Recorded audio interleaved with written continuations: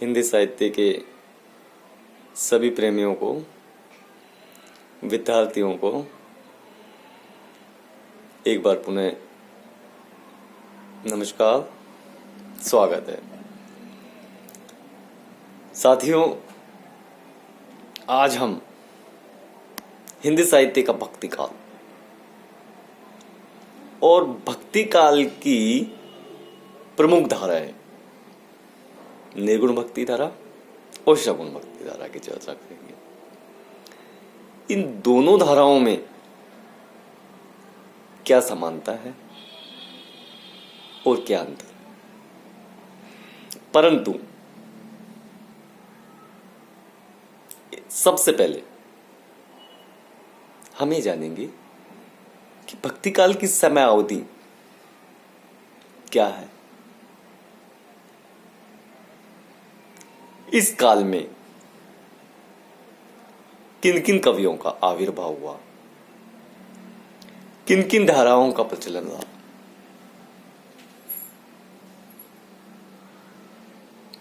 इस काल को स्वर्ण युग क्यों कहा जाता है, ऐसे अनेक प्रश्न हैं जिनकी चर्चा करना आवश्यक है। उनकी हम चर्चा करेंगे और बड़ी सटीकता के साथ हम इनका अध्ययन करेंगे। इन बिंदुओं पर मनन करेंगे, चिंतन करेंगे और विश्लेषण करेंगे। मित्रों, 1375 के बाद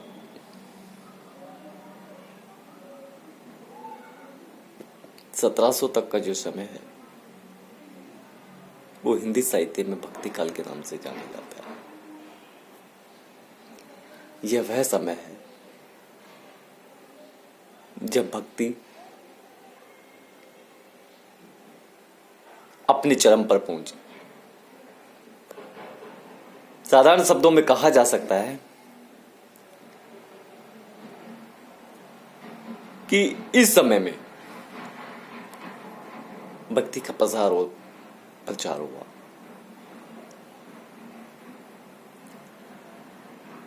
मुगलों की प्रभुसत्ता जम चुकी थी। साम्राज्य लिप्सा उन्हें क्रमोत्तर आगे बढ़ाती जा रही थी।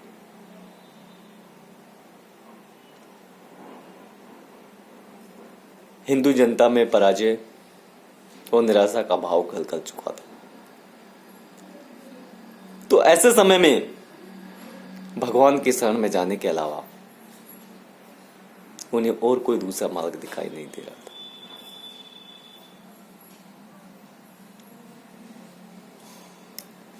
मित्रों, भक्ति काल अनेक धाराओं में आगे बढ़ता रहा। उन धाराओं में दो प्रमुख धाराएं, निर्गुण धारा और सगुण धारा पर आज हम चर्चा करेंगे। साथियों, जैसा कि नाम से ही जाहिर है, नाम से ही स्पष्ट होता है, निर्गुण जिसके गुण नहीं हो, जिसके कोई रूप ना हो, जिसका कोई रंग ना हो, जिसका कोई आकार ना हो, जिसका कोई प्रकार ना हो, जिसका ना किसी प्रकार कोई भेद हो, जिसे ना देखा जा सके, जिसे सिर्फ महसूस किया जाए, ऐसे रूप को निर्गुण कहते हैं। जो गुणातीत है उसे निर्गुण कहते हैं। सगुण जो साकार है, मानव की तरह है, जिसके रंग है, रूप है, प्रकार है, आकार है, जिसे हम देख सकते हैं, जिसे हम सुन सकते हैं, जिसे हम बातचीत कर सकते हैं, ऐसे रूप को सगुण कहा जाता है।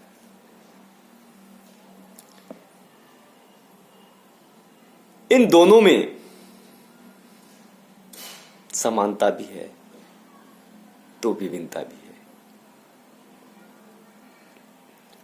हम अध्ययन करेंगे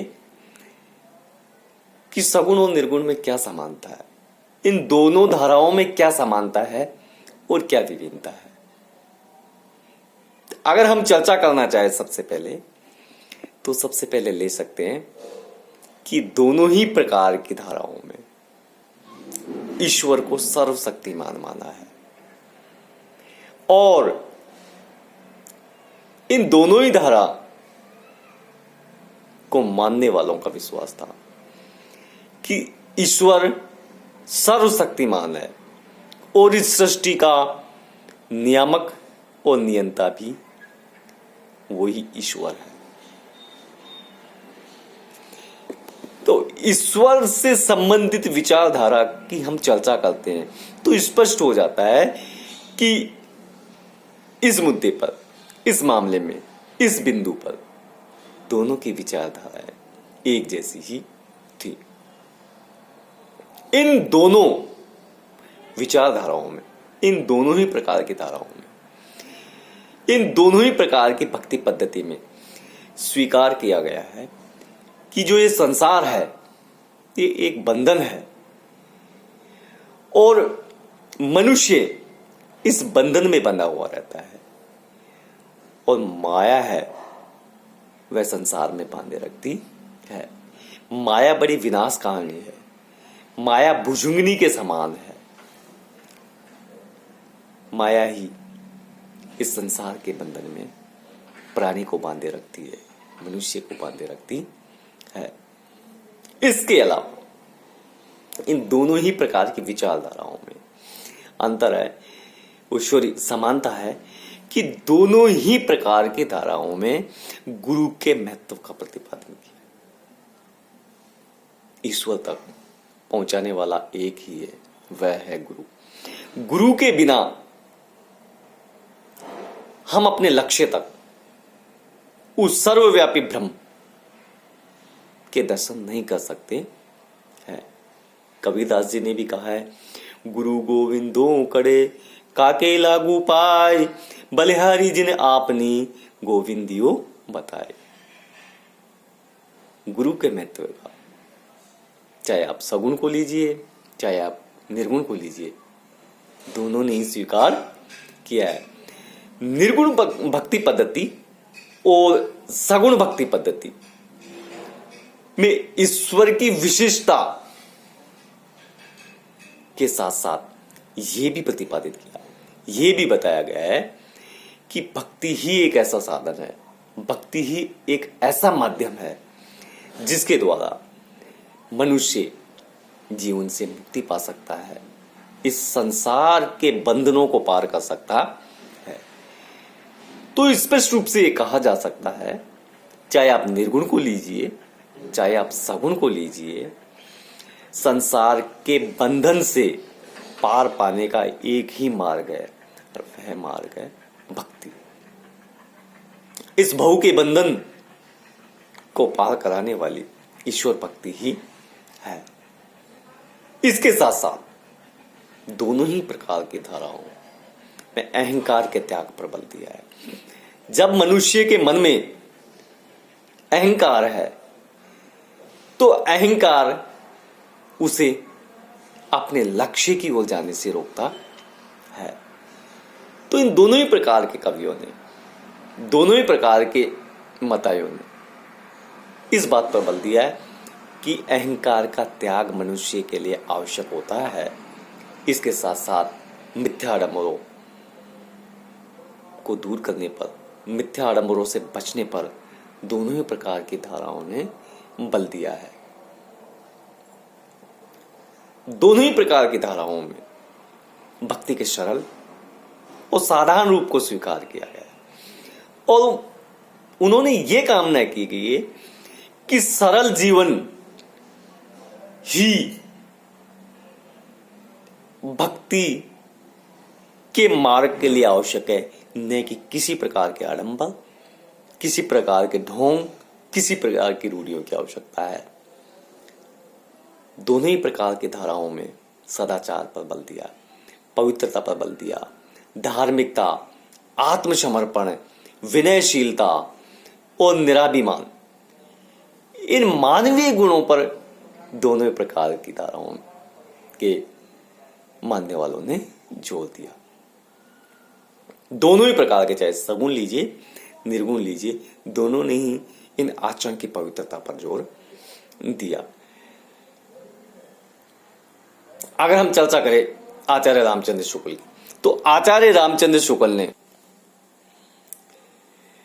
उन्होंने कहा है कि सगुण भक्ति में भक्त भगवान के सगुण और निर्गुण दोनों ही रूपों को मानता है, पर भक्ति के लिए वे सगुण रूप को ही स्वीकार करता है और निर्गुण रूप को वह ज्ञान मार्गियों के लिए छोड़ देता है। सगुण भक्ति में जहां लीलावतारी रूप को आराध्य माना जाता है, वहीं निर्गुण भक्ति में ब्रह्म ज्ञान और योग साधना को विशेष स्थान दिया जाता है। तो मित्रों, ये दोनों में हल्का अंतर हुआ, लेकिन सिर्फ इतना ही अंतर नहीं है, दोनों में इसके अलावा और भी अंतर है जिनका अध्ययन करना आवश्यक हो जाता है। अगर हम बारीकी से देखते हैं, बारीकी से विश्लेषण करते हैं, चिंतन करते हैं, मनन करते हैं, तो इनके अंदर जो अंतर है वो स्पष्ट दिखाई देता है। क्या होता है कि सगुण साकार के जो कवि हैं वो सगुण साकार और अवतारी ईश्वर की आराधना करते हैं, जबकि निर्गुण कवि हैं वो निराकार के महत्व को प्रतिपादित करते हैं। तो एक अंतर तो इन दोनों में होगा, सगुण साकार और अवतारी रूप को मानते हैं, जबकि निर्गुण निराकार रूप को महत्व देते हैं। सगुण भक्ति को मानने वाले हैं वो मूर्ति पूजा में विश्वास रखते हैं, जबकि निर्गुण संत हैं या निर्गुण पंथी हैं, निर्गुण विचारधारा के हैं, वे मूर्ति पूजा में भरोसा नहीं रखते हैं, उनकी मूर्ति पूजा में आस्था नहीं है। सगुण विचारधारा के अनुयायी हैं, सगुण विचारधारा को मानने वाले हैं, वे लोग वेद शास्त्र और पुराणों में गहरी आस्था रखते हैं, किंतु निर्गुण पंथी लोग हैं, उनका विश्वास आत्मानुभव पर अधिक है। वेद शास्त्र और पुराणों में उनकी इतनी आस्था नहीं, उनका सबसे बड़ी आस्था है आत्मानुभव। आत्मानुभव से जो प्राप्त होता है उसको वो महत्व देते हैं। सगुण भक्ति धारा में जहां संयम नियम बहुत अधिक मात्रा में है, जाति पाति है, तीर्थ व्रत है, उपासना पद्धति पर विशेष ध्यान दिया जाता है, किंतु ये तीर्थ व्रत, संयम नियम, मूर्ति पूजा आदि की अपेक्षा निर्गुण धारा में ज्ञान पर और आडंबर रहित भक्ति पर ध्यान दिया जाता है। इन दोनों ही भक्ति पद्धति के प्रेरणा बिंदु भी अलग अलग थे। अगर हम निर्गुण और ज्ञान मार्गियों की चर्चा करते हैं तो भारतीय नाथ पंथ के प्रबल समर्थक थे, प्रबल संस्कार इनमें समाहित थे, जबकि प्रेम मार्गियों पर मशनवी काव्यों का प्रभाव पड़ा। सगुण भक्तों का प्रेरणा स्रोत भारतीय अवतारवाद है। तो इन दोनों में इस प्रकार अंतर है, क्योंकि इनके प्रेरणा स्रोत है उनमें भी अंतर है। इसके अलावा सगुण और निर्गुण में और भी अंतर है, और भी विषमताएं हैं, और भी विभेद है। सगुण और निर्गुण कवियों में सबसे बड़ी विशेषता यह है कि निर्गुण कवि समाज के निम्न वर्ग से आए थे, अतः अपमानित और तिरस्कृत होने के कारण अपनी हीन भावना का परिष्कार करना चाहते थे, जबकि सगुण भक्त काव्यधारा के कवि थे, वो उच्च सामाजिक वर्ग के थे। तो दोनों ही विचारधाराओं में सबसे बड़ा अंतर तो सामाजिक दृष्टि से हुआ। इसके अलावा उपासना में भी दोनों में अंतर है। सगुण भक्त कवि उपासना और आस्था में भेद रखते थे, जबकि इस मामले में निर्गुण इनसे अलग विचारधारा के थे। तो ये कहा जा सकता है दोनों ही प्रकार की विचारधाराओं में समानता भी है और विभेद भी है, जिनका हमने अध्ययन भी किया है। इन दोनों ही प्रकार की विचारधाराएं समानांतर चलती रही और दोनों ही प्रकार की विचारधाराओं में बड़े बड़े विद्वान कविवर और संत हुए, जिन्होंने भक्ति का प्रसार और प्रचार किया और भक्ति काल को पल्लवित, पुष्पित और विकसित करने में महत्वपूर्ण योगदान दिया।